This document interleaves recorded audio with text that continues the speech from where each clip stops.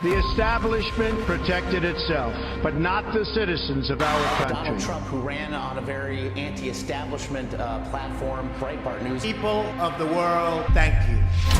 Il n'y a d'ailleurs pas une culture française. Il y a une culture en France. Elle est diverse, elle est multiple. Ceux qui prétendent défendre aujourd'hui la culture française en la rétrécissant à une culture, moi, l'art français, je ne l'ai jamais vu.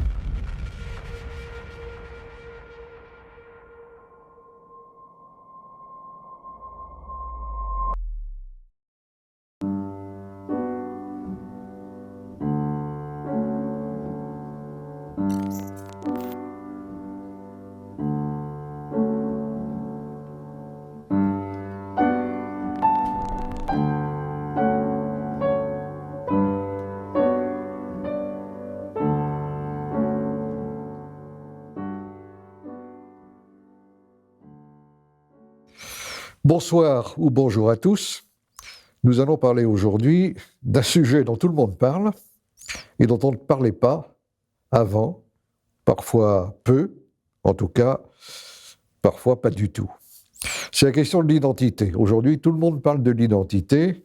Certains estiment que c'est la question centrale, d'autres que c'est un faux problème, mais le fait est qu'il s'agisse des problèmes de l'identité collective ou individuelle, de l'identité française, de l'identité de l'Europe.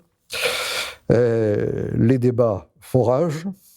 On se souvient du livre d'Alain Finkielkraut sur l'identité malheureuse, tous les débats autour de ce qui est censé perturber notre identité, les discussions autour du roman national ou du récit national.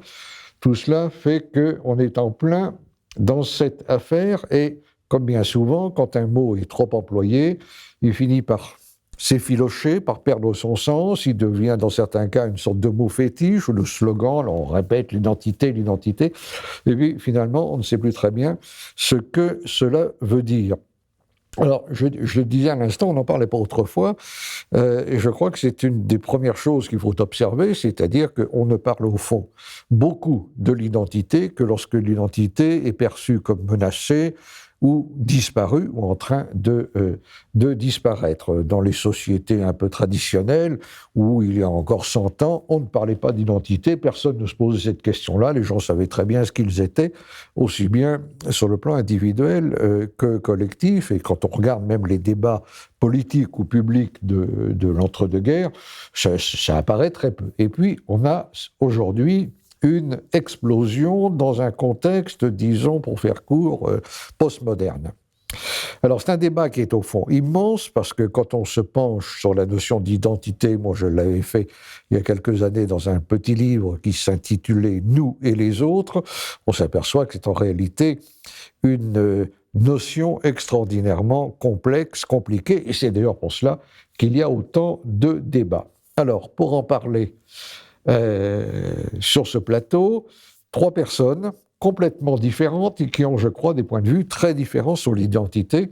C'est en cela, d'ailleurs, que le débat peut être intéressant. Thibaut Isabelle est essayiste, il est rédacteur en chef de la revue Crisis, il est par ailleurs éditeur, il a fondé les éditions de la Méduse à Lille, il collabore à de nombreuses publications, il a écrit sur les sciences sociales, sur le cinéma américain, et il a publié récemment un numéro spécial de la revue Crisis, entièrement consacré à la notion d'identité, avec toute une série de collaborateurs. Philippe Forget est un peu fâché de cette omniprésence du débat sur l'identité, et il a publié un petit livre qui sera en librairie dans les jours qui viennent, qui s'appelle « L'obsession identitaire », paru aux éditions Berg International. Auparavant, Philippe Forget a publié des livres très intéressants sur la technique, notamment L'homme machinal dans les années 90, Le réseau et l'infini, joli titre d'ailleurs, et puis plus récemment un livre intitulé Du citoyen et des religions, dans lequel il défend, je crois, avec vigueur le principe de laïcité. Laurent Dandrieux est essayiste, rédacteur en chef à Valeurs Actuelles, chargé notamment de tout ce qui concerne la culture. Il tient par ailleurs une chronique cinématographique très lue dans Valeurs Actuelles. Il a écrit plusieurs livres, sur le cinéma bien sûr, mais également sur l'art, sur l'architecture. Et comme il est catholique, et même né à Rome, donc c'était vraiment une prédestination, il a publié un livre qui a fait un certain bruit il y a quelque temps, dont il a d'ailleurs, je crois, déjà été parlé ici, sur l'Église et l'immigration aux presses de la Renaissance, qui, disons-le tout de suite, mais vous le développerez plus avant, est une critique assez nette, sans équivoque, des prises de position de l'Église, non seulement d'aujourd'hui, parce que vous remontez dans le temps, mais disons de la papauté depuis quelques décennies, en faveur de ce qu'on pourrait appeler au-delà de la charité, ce qui se comprendrait très bien, disons la culture de l'accueil et l'ouverture indiscriminée à toutes sortes d'immigration, de flux migratoires de migrants sur les territoires français et européens. Mais bon, puisque je vous ai, si je peux dire, qu'est-ce que vous reprochez exactement au Vatican dans ses prises de position? Et je dirais, parce que c'est un peu le sujet de notre débat, quelle est votre conception de l'identité et au nom de quoi, au fond, portez-vous cette critique vis-à-vis de l'Église?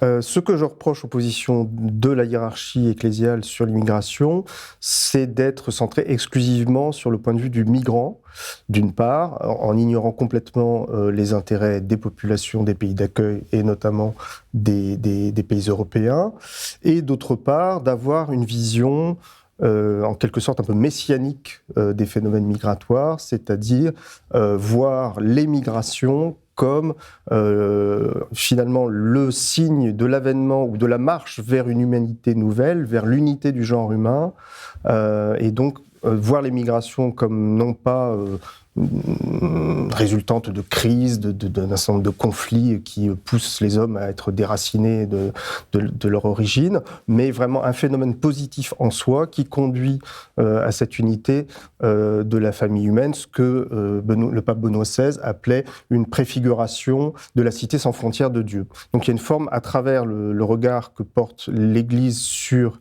l'émigration, il y a une forme de laïcisation de l'eschatologie, de transposition du royaume de Dieu sur terre qui me paraît tout à fait embêtante. C'est l'idée assez hérétique, il faut bien le dire d'ailleurs, d'un point de vue chrétien, que la cité de Dieu peut se confondre avec la cité des hommes, hein, pour reprendre les expressions de saint Augustin, et qu'on va créer la nouvelle Jérusalem. Hein. Alors évidemment, l'incroyant que je suis ne peut pas manquer de dire que il y a peut-être à la racine de tout cela, disons, un certain universalisme, dans la mesure où il y a un Dieu unique, et que par conséquent, potentiellement, tous les hommes sont appelés à se reconnaître en lui. C'est l'idée que tous les hommes sont frères.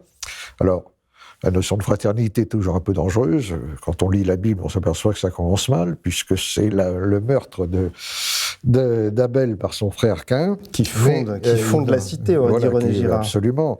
Mais, quoi qu'il en soit, évidemment, cette idée que fondamentalement nous sommes tous des frères peut conduire à cette conséquence, contestable d'ailleurs, hein, selon laquelle, comme nous sommes tous fondamentalement les mêmes, hein, tous fondamentalement des hommes, tout ce qui nous spécifie, ce qui nous distingue, nos cultures, nos histoires, nos frontières, bon, finalement tout ça est très contingent, très transitoire, et on pourrait s'en débarrasser pour réaliser ce que vous dites. C'est une tentation d'ailleurs qui avait été dénoncée notamment par Simone Veil dans l'Enracinement, qui voyait bien qu'il y avait dans l'universalisme chrétien cette possibilité de ne considérer que finalement on n'a plus aucun devoir vis-à-vis de tout ce qui est strictement humain, mais je pense qu'il faut bien voir que en fait la nature profonde du christianisme, c'est d'être perpétuellement une tension, ce que Bossuet appelle tenir les deux bouts de la chaîne entre des vérités qui paraissent contraires, mais simplement elles paraissent contraires parce qu'on ne voit pas les maillons invisibles qui les lient. Et je crois qu'effectivement, sur cette question particulière, il y a toujours eu une tension, d'ailleurs Jean-Paul II le dit très très clairement dans son beau livre sur mémoire et identité, il y a eu une tension perpétuelle entre l'universalisme, effectivement, qui fait partie de l'ADN du chrétien, et cet appel à la fraternité universelle auquel l'Église nous invite, et un immense respect et pour les communautés particulières, de la famille jusqu'à la nation, qui sont considérées par l'Église non seulement comme tout à fait légitimes et nécessaires à la prospérité et au bonheur des humains, mais aussi qui ont une vertu spirituelle, c'est-à-dire que concrètement, la fraternité universelle, on n'y arrive pas en ligne directe. L'homme a besoin de médiation et ces communautés naturelles sont des médiations pour arriver au sentiment de la solidarité, et donc elles ont aussi une valeur spirituelle. Et ce que je reproche à l'Église dans son discours sur l'immigration aujourd'hui, ça n'est certes pas son universalisme, parce qu'il est constitutif de son être, c'est d'avoir brisé cet équilibre entre l'universalisme et le souci des communautés particulières et de l'inculturation de l'Église dans des communautés particulières, pour avoir basculé complètement, effectivement, dans une forme d'idolâtrie de l'universel qui, du coup, transforme le christianisme en une forme d'humanitarisme qui ne se distingue plus très bien de l'humanitarisme. On pourrait parler, comme Chesterton, des vérités chrétiennes devenues folles. Je pense qu'on est en plein mais ce qui est intéressant, je trouve, dans votre ouvrage, c'est que vous ne vous bornez pas à des critiques très actuelles sur les propos du pape François, qui effectivement sont quand même sans équivoque, hein, et de surcroît répétés, soutenus, mais vous remontez en amont quand même assez loin, avec beaucoup de citations que j'ai découvert d'ailleurs avec beaucoup d'intérêt, parce que alors qu'on a quand même le sentiment que les souverains pontifes d'avant le pape François tenaient un peu plus la balance égale, c'est-à-dire que tout en proclamant cet universalisme, en même temps, il ne destituait pas, il ne délégitimaient pas les différentes communautés intermédiaires dans lesquelles s'est inscrite depuis toujours l'histoire des hommes. Oui, mais c'est vrai qu'il y avait déjà, en fait, dès Jean 23, dès les années 60, cette espèce de vision messianique dont je parlais, qui du coup, tenait la balance assez inégale. C'est-à-dire que quand on vous dit que les migrations sont effectivement un signe du plan de rédemption que Dieu a pour l'homme, ou qu'elles sont effectivement l'enfantement d'une humanité nouvelle, on voit bien qu'on a beau réaffirmer les droits des États à se protéger des migrations, eh bien la balance n'est pas tout à fait égale entre ces deux notions. Donc effectivement, c'est une dérive qui date, à mon sens, vraiment de Jean 23, des années 60, de cette époque finalement où, au nom de l'accompagnement spirituel de la modernité, l'Église a pu partiellement succomber à une sorte d'utopie de la mondialisation heureuse. Ce qui est drôle d'ailleurs dans le cas du pape François, c'est que son discours, disons plus politique, souligne l'importance des limites. Oui. Hein, alors que son discours moral semble favoriser la suppression des frontières, qui sont pourtant elles aussi des limites. Tout à fait. C'est vrai que c'est une des incohérences de ce pontificat qui en compte quelques-unes. On a l'impression effectivement que cette limite-là n'est plus considérée par l'Église, pour laquelle, d'une certaine façon, le bien commun est devenu un bien commun universel, et tout ce qui enferme l'homme dans certaines frontières renverrait d'une certaine façon aux errements du passé, c'est-à-dire les nationalistes qui ont conduit aux guerres. Voilà. Qui, lui, est un défenseur convaincu de la laïcité. Comment vous réagissez aux propos de Laurent Dandrieux, et puis pour en venir directement au fond, qu'est-ce qui vous gêne au fond dans le discours identitaire tel que vous l'entendez ou le percevez à l'heure actuelle ? Ce qui me gêne dans le discours identitaire, c'est plutôt l'intrusion donc de la notion d'identité en politique. Parce que si vous remarquez, vous l'avez dit tout à l'heure, les constitutions organisent les pouvoirs publics et ont pour thème notamment la liberté. Les gens, quand ils résistent à l'envahisseur, ne luttent pas pour leur identité, ils disent qu'ils luttent pour leur liberté. Vous prenez les poètes, par exemple Mickiewicz, qui est un grand poète catholique polonais, et je prends cet exemple volontairement, ne lutte pas contre les Russes au nom de l'identité catholique de son pays. Il met en avant la nation polonaise, les hauts faits de cette nation. Il met en avant la production artistique, les monuments, la grandeur de la nation. Il ne met pas spécialement en avant la religion. Donc ce qui me gêne dans le discours de l'identité, c'est qu'on a tendance de là à passer très vite à l'assignation identitaire. C'est-à-dire, pour être français ou pour être ceci, on doit être obligatoirement de telle origine, c'est-à-dire de telle origine religieuse. Et on dit que la nation ne se comprend qu'en fonction de la tradition religieuse, la tradition à savoir catholique. Mais effectivement, la nation, pas du tout. La nation, elle a de multiples traditions. Il y a de multiples traditions qui irriguent la civilisation européenne. Là, par exemple, la tradition mathématique, elle ne doit rien au christianisme. Pythagore, Thalès de Milet ne sont pas chrétiens. La tradition littéraire, elle est née également avec les Grecs, avec les Latins, et la tradition, d'une façon très importante, la tradition politique, l'égalité des citoyens, la notion de citoyen, ne doit rien, je dirais clairement, à la chrétienté. C'est 500 ans avant notre ère que déjà Clisthène pense l'isonomia, c'est-à-dire l'égalité civique, bien avant donc le christianisme. Et je remarquerai au contraire que cette notion d'isonomia a disparu au Moyen-Âge.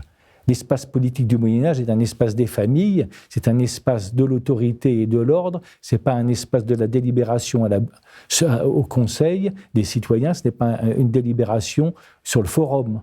Donc au niveau politique, scientifique, artistique et tout, la nation française hérite de toute la civilisation européenne, dont la culture chrétienne n'est qu'un élément, c'est un visage. Donc c'est pour ça que je me suis insurgé dans cet ouvrage sur la notion d'identité comme prétexte à l'assignation identitaire et à rabattre les gens sur leur origine.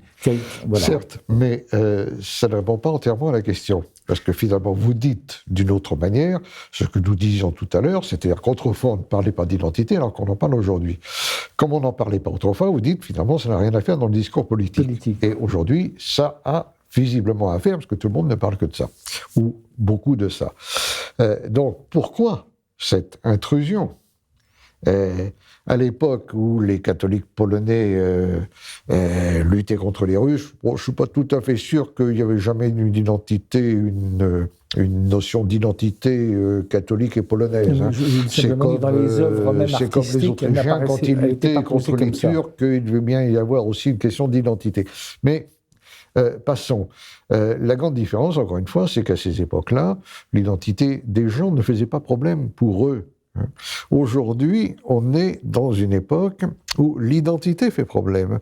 Et ce n'est pas seulement un problème politique, c'est aussi à la base, et c'est peut-être d'ailleurs le point de départ, un problème d'identité personnelle. Les cabinets de psychiatres et de psychanalystes ne désemplissent pas aujourd'hui de gens qui, au fond, se disent non pas que faire, comme suggérait Lénine, mais qui suis-je ? Qui suis-je ? Je ne sais plus qui je suis. Et je ne sais plus qui je suis parce que je vis dans une société maritime, dirait Carl Schmitt, c'est-à-dire une société liquide, pour prendre l'expression de Zygmunt Bauman, où les repères se sont effacés, où les limites, de toutes sortes, les frontières, sont devenues tellement fluides que les expériences ne se sédimentent plus, je n'ai plus mes repères familiers, donc je me dis qui suis-je ? Et ça, c'est évidemment un fait nouveau. Alors, dire autrefois on ne parlait pas d'identité, ben oui, bien sûr, mais parce que le problème ne se posait pas. Alors, ce que vous pouvez dire, c'est qu'aujourd'hui, la façon dont on le pose ne correspond pas à ce que vous pensez. Et personnellement, je serais le premier à dire que les racines de la culture et de la civilisation européenne sont tout à fait variées. Mais pourquoi en est-on arrivé là ? Finalement, la question c'est qu'est-ce qui porte atteinte à l'identité ? Qu'est-ce qui la détruit ? Qu'est-ce qui la menace ? Alors, je sais bien que dans beaucoup de milieux, on va immédiatement parler de l'immigration. Et l'immigration contribue, bien entendu, à cette déstabilisation et cet effacement des repères par toutes les pathologies sociales qu'elle engendre. Mais on ne peut pas non plus tout y ramener. C'est pas l'immigration qui a fait disparaître tous les repères de la vie sociale entre les individus, entre les générations, qui a dissous le lien social, qui fait que les gens vivent dans des grandes mégapoles anonymes où ils ne se connaissent plus, ne se reconnaissent plus. Bon, donc il y a un problème plus vaste. Quel est à votre avis, pourquoi est-ce que ce discours, dont on peut très bien admettre qu'il prend des formes, je dirais, un peu convulsives, sinon lui-même pathologiques, pourquoi est-ce que ça surgit maintenant ? Je dirais que ce n'est pas tant un problème d'absence de repères qu'un problème d'absence d'instruction publique et d'absence de transmission de la culture. Si les gens ont le sentiment de perdre leur identité, d'une part, c'est à cause d'un certain affaissement de l'école, de la culture, et c'est également un symptôme, sans doute, d'une perte de productivité d'un peuple. Où sont les grands artistes d'aujourd'hui ? Où sont ceux qui ont une grande parole et tout ? On parlait de l'Église tout à l'heure, mais on peut chercher aujourd'hui les grands poètes catholiques. Personnellement, je n'en vois pas. Les grands peintres, etc. Il y a donc... Tout ça, ce sont des dieux qui sont en train de mourir. Et si aujourd'hui les gens s'inquiètent de la progression de l'islamisation, c'est parce qu'effectivement, peut-être qu'en eux, ils sentent qu'ils n'ont plus de créativité à apporter face à cette force nouvelle. Alors, dans votre livre, vous mettez beaucoup l'accent, je pense que c'est un des points forts de l'ouvrage, sur le fait que l'identité, c'est pas seulement un petit musée portatif, un héritage qu'on a derrière soi et qu'on regarde pour s'y réfugier ou s'y consoler en quelque sorte, mais qu'une tradition, ça se transmet, mais ça s'actualise, et que ce qui a fait la créativité et l'identité, plutôt ce qui a fait l'identité d'un peuple et d'une culture, c'est la créativité dont il a su faire preuve, et si elle est aujourd'hui en panne, son identité s'en trouve immédiatement affectée. C'est ce qu'on appelle le génie des peuples, et le terme génie vient de générer du latin qui signifie donner forme, engendrer. Donc l'identité, en fait, ce n'est pas une substance, c'est une manière, c'est pas un être, une essence qui serait éternelle, c'est une manière de faire, de travailler le monde qui se perpétue, se transforme de génération en génération.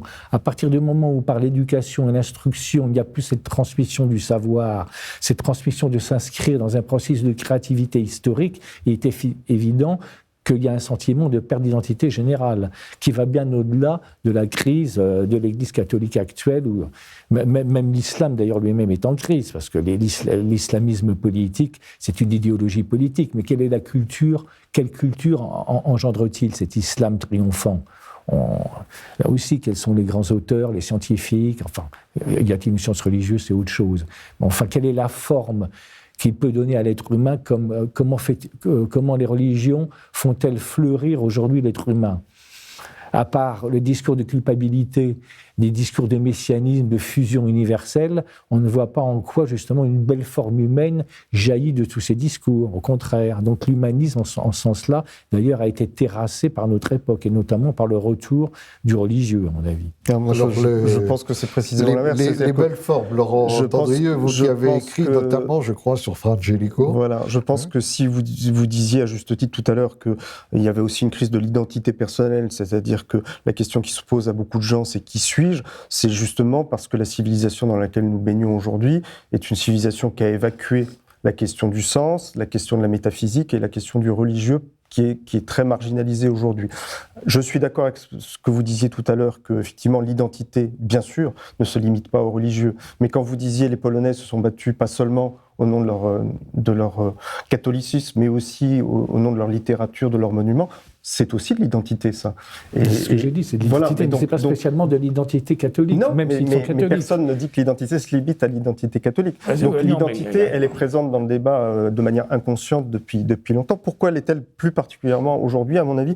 Parce que nous sommes à la fusion de deux phénomènes. D'une part, l'essence même de la modernité, qui me paraît résider dans un refus du donné.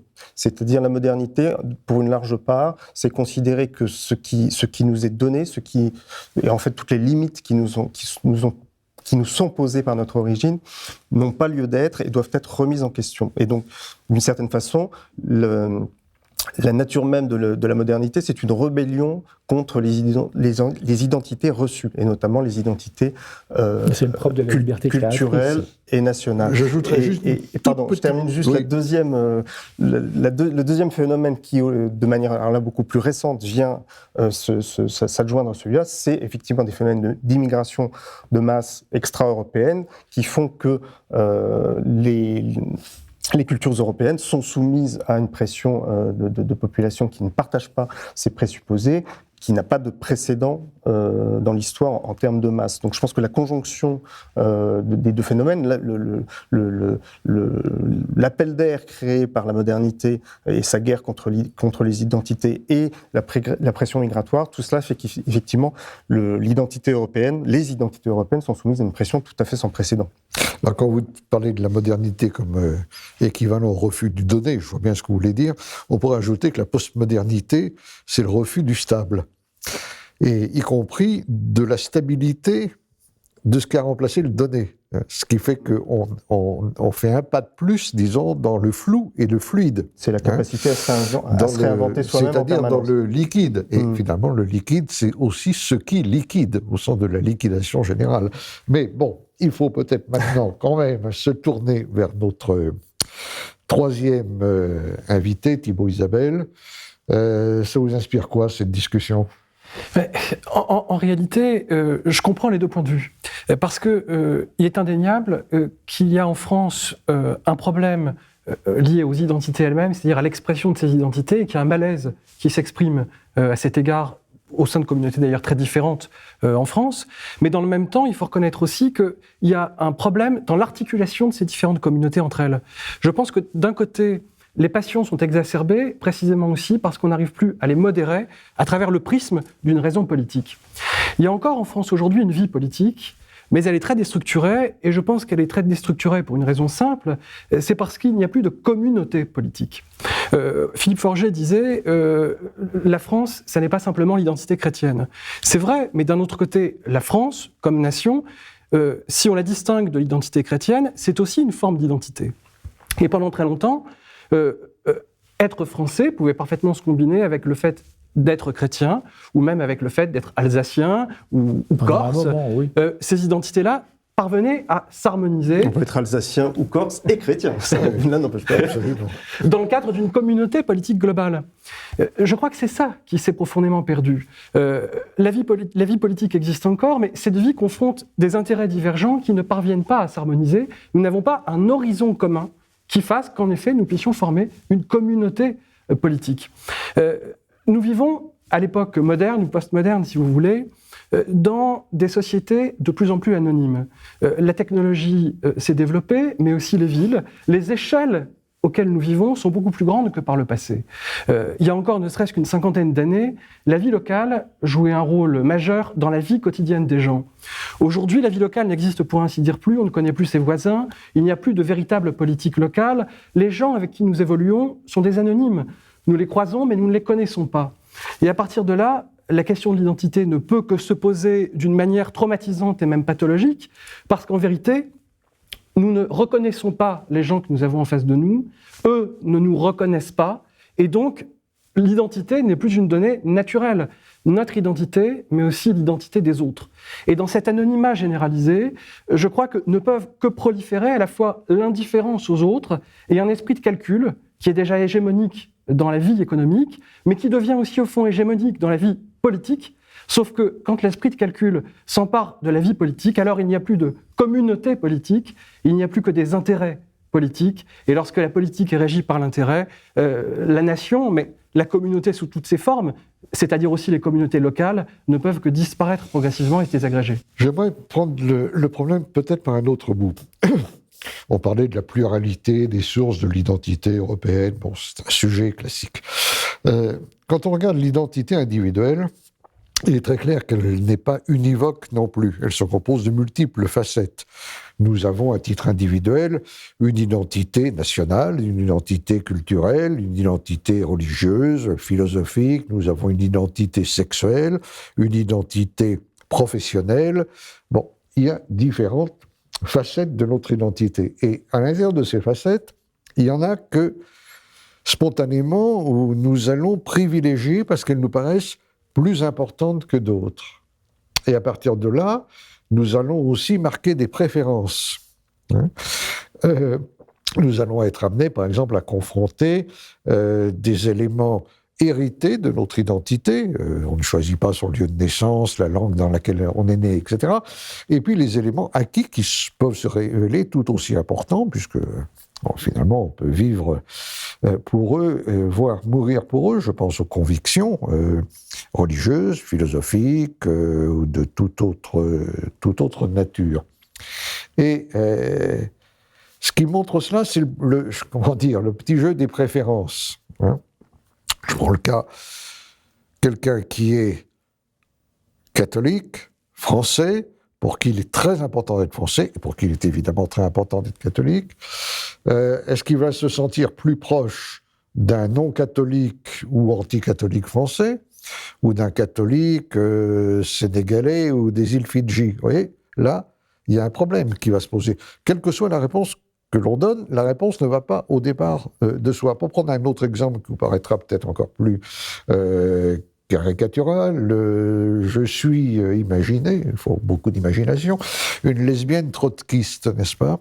Est-ce que je vais me sentir plus proche d'une lesbienne anti-trotskiste ou d'un trotskiste hétérosexuel et éventuellement antiféministe?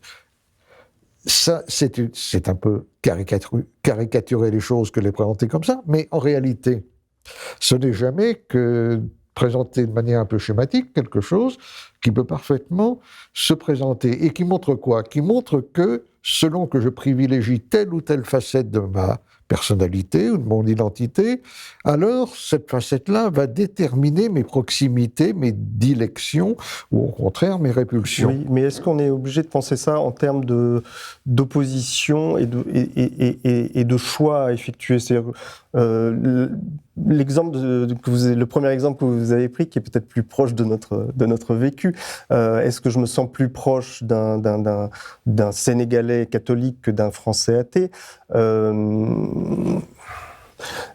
Je dirais que la question ne se pose de manière dramatique que si, dans l'hypothèse où la France rentrerait en guerre avec le Sénégal, par exemple. Mais on peut poser la question différemment, voilà. Puisqu'on parle de migrants. Vous préférez qu'on fasse venir un Finlandais athée ou un catholique de Gambie? Mais ce que je voulais dire, c'est que... oui, c'est une bonne question. Ce que je voulais dire, c'est que... Vous avez une réponse à cette bonne question? Vous m'avez fait perdre mon fil, bon, c'est pas grave. Bon.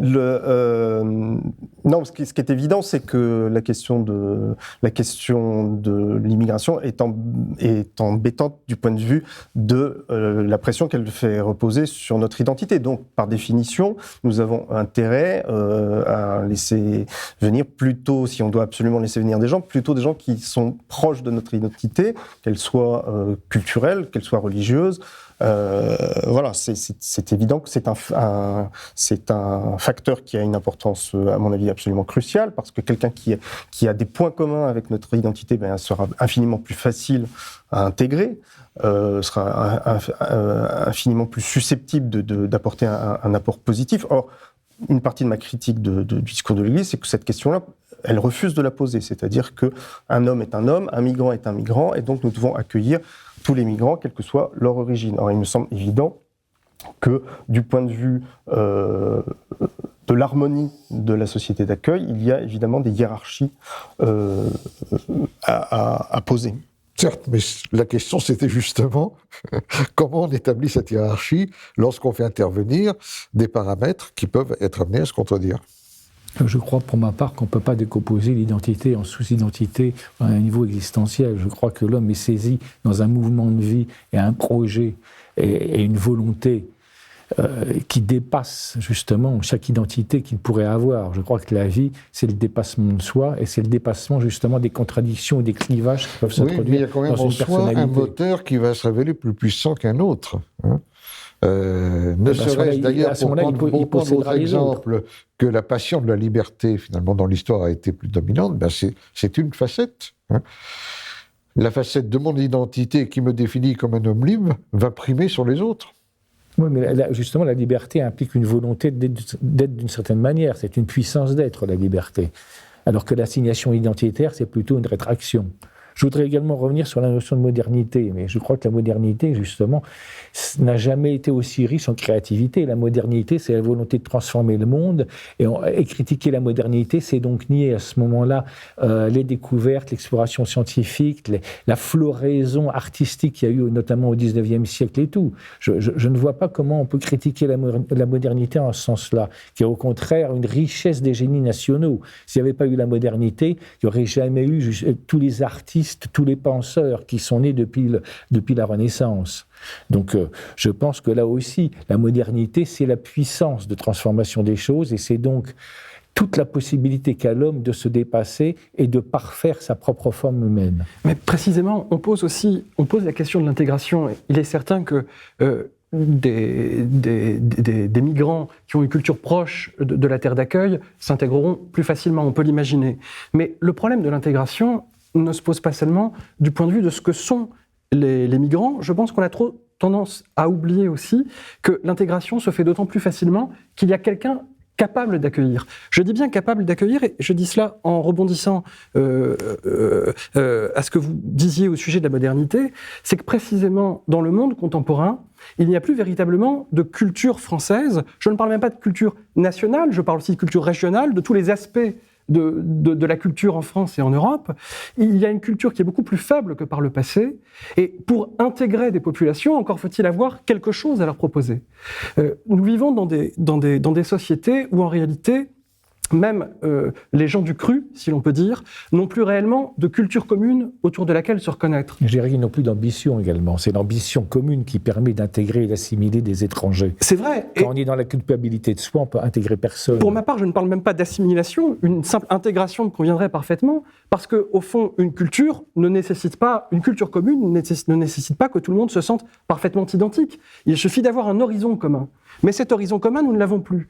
Par conséquent, comment faire en sorte que des populations qui viennent s'installer ici se sentent intégrées dans un projet commun, alors que même pour nous, ce projet a cessé d'exister. Et je pense qu'en réalité, l'intégration se ferait déjà beaucoup plus facilement, que ce soit sur le mode de l'assimilation ou sur un mode plus souple et plus ouvert d'intégration, si nous avions quelque chose à proposer et quelque chose autour de quoi nous rassembler nous-mêmes, collectivement, au sein de notre population. On peut être tout à fait d'accord là-dessus. Je crois que, mais il faut le souligner, nous sommes d'autant moins armés à être confrontés à des identités fortes que nous considérons comme niant la nôtre, que la nôtre est déjà très faible. Très faible. Hein. Et quand on regarde tous les problèmes actuels, on voit bien qu'il y a effectivement cette perte d'énergie.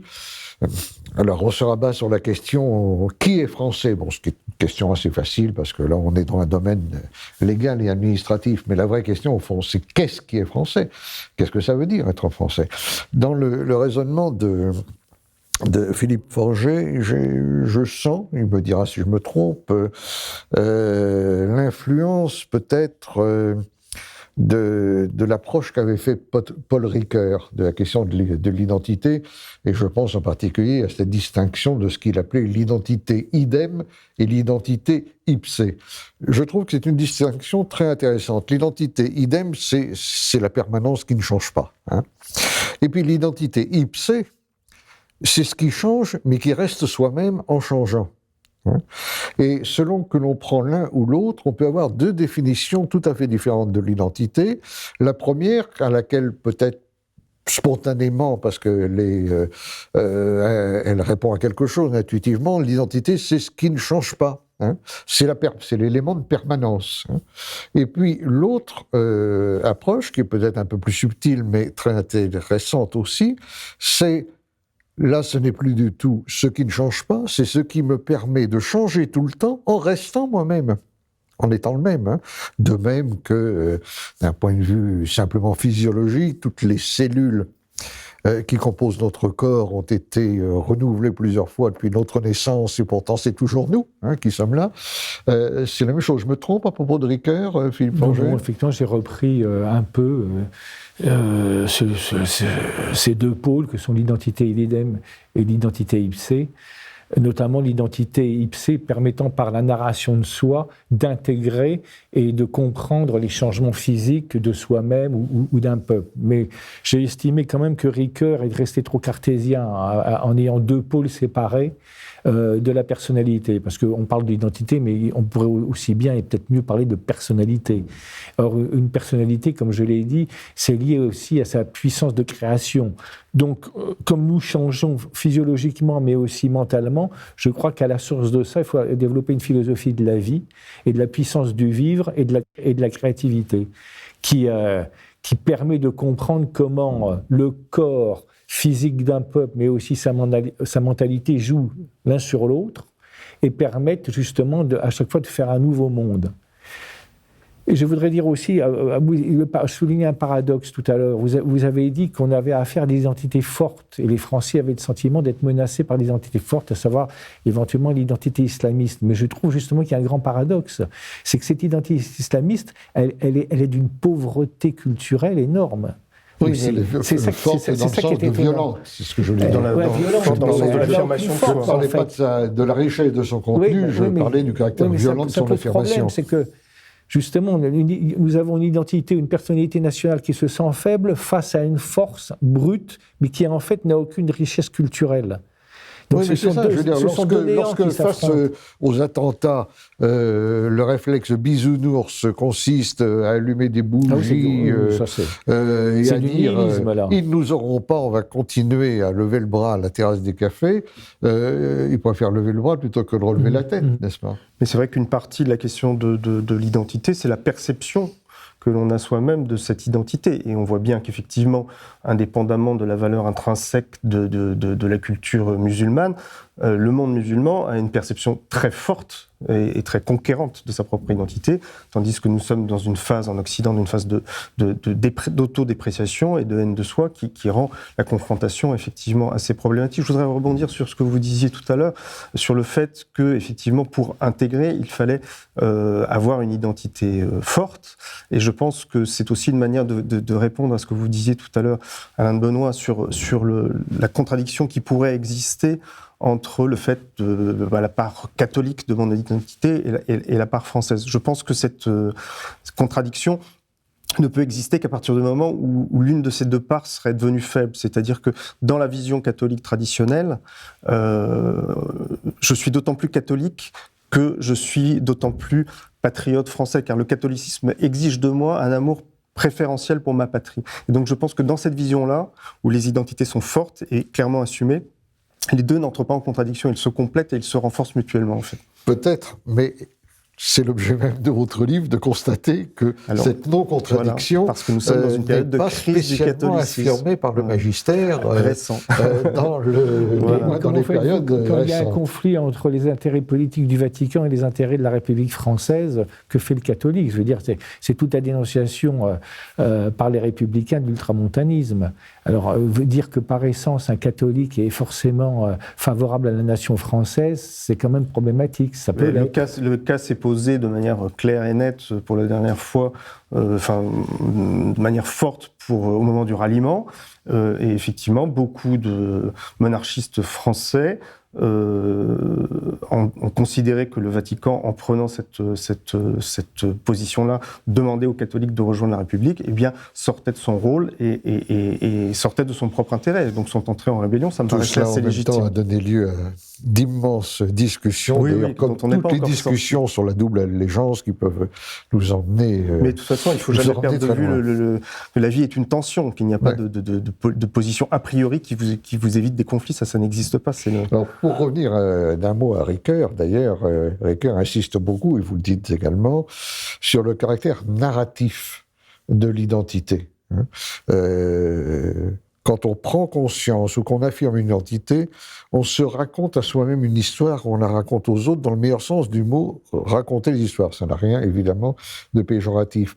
Et je crois que cet élément narratif de l'identité, individuelle ou collective, est quelque chose de très important et qui fait cruellement ressortir, d'autant plus ressortir, tous les problèmes de transmission auxquels nous sommes affrontés aujourd'hui, la crise de l'école et toutes ces choses-là.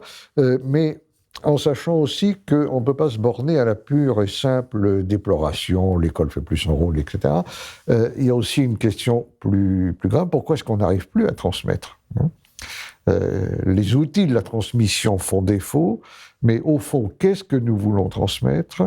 Pourquoi est-ce qu'on a tant de mal à transmettre? Pourquoi la coupure entre les générations est-elle aussi grande?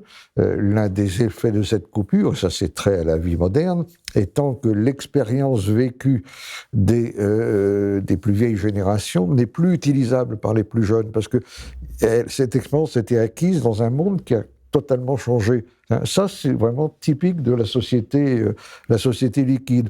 Autrefois, le grand-père pouvait apprendre à son petit-fils ou à sa petite-fille des choses qui étaient nourries de sa propre expérience, hein. Mais quand il se trouve avec des petits-enfants qui vivent dans un monde où les repères auxquels il était accoutumé ont disparu, où il n'y a plus qu'un rapport à l'écran, à l'image, au mouvement, il y a quelque chose de terrible qui se passe, parce qu'il ne peut plus transmettre son expérience, hein. Donc il y a aussi une crise de la transmission, et qui prend des dimensions considérables. Une crise de la lecture, C'est le fait les qu'on gens est dans lisent un peu plus d'un aussi. cercle vicieux, parce que pour que les identités se maintiennent ou retrouvent leur caractère productif, comme vous le disiez, il faudrait qu'il y ait une transmission, mais comme elles se sont défaites, on transmet d'autant plus mal, et ainsi de suite. Dans le cas particulier de l'école, il me semble que le livre de François-Xavier Bellamy, Les Déshérités, montrait bien qu'il ne s'agissait pas tant de l'échec de l'école que de la réussite d'un projet pédagogique qui est de ne plus transmettre. C'est-à-dire les pédagogistes qui sont à la tête du système tout à fait exact. ont dévalorisé l'idée même de transmission, parce que c'est reproduire de l'identité, et donc d'une certaine façon c'est mal. Donc là, je pense qu'on est dans la crise de l'école, on est dans une phase très particulière, dans un point très particulier de la crise de l'identité, de la remise en cause par une certaine modernité ou postmodernité de la notion même Mais d'identité. on ne peut Tout pas à oublier fait. que les problématiques se Isabelle. posent bien au-delà de la question de l'école. Je partage votre diagnostic sur l'école, mais je crois que c'est l'ensemble de la société qui fonctionne selon un autre mode. L'individualisme qui s'est répandu dans la société française et dans le monde occidental de manière générale se prête mal à toute idée de transmission. Si on choisit de vivre essentiellement pour soi-même, et de ce point de vue, la logique de la marchandise qui est au cœur même de nos sociétés, cette logique-là est incompatible avec toute forme de transmission qui est au contraire basée sur un bien commun. Si ce dont je me préoccupe, c'est d'abord de mon bien privé, alors je n'ai pas grand-chose à échanger, à partager fondamentalement avec les autres. En outre, le fonctionnement même de nos modes de vie, notamment dans la sphère professionnelle, contribue beaucoup à délier, à opérer une déliaison sociale majeure. La mobilité professionnelle, par exemple, est devenue la norme. Aujourd'hui, pour travailler, on doit accepter de sans cesse voyager, quitter sa famille, refaire sa vie ailleurs tous les 2 ou 3 ans. C'est quelque chose qui n'existait pas par le passé. Quand vous vivez dans une société qui vous impose concrètement d'être un nomade par essence, en quelque sorte, vous perdez tous les liens qui autrefois étaient naturels et qui maintenant deviennent artificiels. Donc il peut encore y avoir une forme de transmission, peut-être même que les gens y sont encore plus attachés aujourd'hui que par le passé, je le crois profondément, précisément parce qu'ils l'ont perdu. Autrefois, on transmettait naturellement. Maintenant, ça n'est plus naturel. Il faut faire un effort. Et quand on vit dans ce type de société, il ne peut pas y avoir de transmission possible, en tout cas pas à grande échelle. Enfin, je voudrais dire quand même que concernant la France, les Français sont très peu nomades. Il est bien connu que les Français bougent très peu. Or, les Américains, qui sont beaucoup plus nomades, ils ont quand même une culture et une ambition encore historique, ils ont une forte personnalité. L'individualisme... Les Français déménagent moins, c'est ce que vous voulez dire. Il y a moins de mobile home en Il y a beaucoup France, moins de mobilité professionnelle mais en il y a France. quand même eu des déplacements de population importants, dont rend bien compte Guy Luy dans la France périphérique, on voit bien comment tous les gens...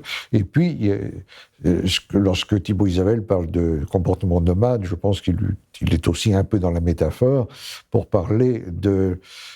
car finalement, le nomadisme, ça commence avec le zapping. C'est vrai. Lorsque vous passez d'une chaîne de télévision à une autre, que vous essayez un produit après un autre au supermarché, que vous votez pour un candidat après un autre en essayant successivement tous les partis dans la vie politique, que les liaisons sentimentales et autres s'accélèrent de plus en plus en étant de plus en plus courtes, vous êtes bien là dans un modèle de vie qui est le modèle du zapping. Hein. Et puis on ne peut pas présenter la société américaine... Le rapport à l'image, le rapport à l'écran, l'utilisation d'Internet, vous passez d'un site à un autre, c'est ça le nomadisme au fond.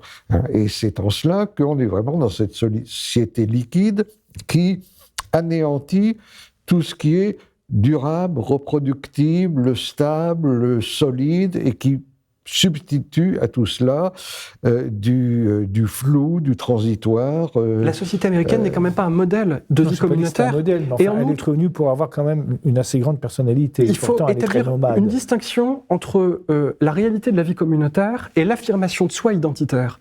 Parce que bien souvent, l'affirmation de soi identitaire est inversement proportionnelle à la solidité des liens qui unissent les populations. Souvent, on a besoin d'affirmer auprès des autres une identité, précisément quand on sent cette identité menacée. Et ça n'est pas pour rien non plus qu'on constate aujourd'hui, par exemple, que beaucoup de jeunes paumés des banlieues se convertissent à l'islam. Ce ne sont pas forcément des jeunes qui ont une vie religieuse très intense au départ, mais justement, ce sont des jeunes extrêmement désocialisés. Et parfois, la désocialisation provoque d'autant plus un besoin réactionnel d'affirmation identitaire. Ça ne veut pas dire que vous avez une identité forte sur le fond. Ça veut dire que vous voudriez vraiment beaucoup avoir une identité. Ça n'est pas la même chose. La société américaine affirme haut et fort un patriotisme américain, parfois très agressif à l'égard des autres pays du monde. En réalité, c'est une des sociétés les plus individualistes de la planète et sans doute une des sociétés du monde où les gens ont le plus besoin de véritables liens communautaires parce qu'ils vivent dans des banlieues anonymes où ils n'ont de contact avec personne et où ils ne se sentent unis à personne. Je regrette, l'Amérique profonde, ce n'est pas ça. L'importance de la community aux États-Unis est très importante, qui est centrée autour du pasteur. Vous oubliez tout le facteur religieux qui solidarise une grande partie du peuple américain. C'est vrai de toute une partie du peuple américain, mais pas des grandes villes. C'est vrai, vous n'êtes pas en contradiction l'un et l'autre.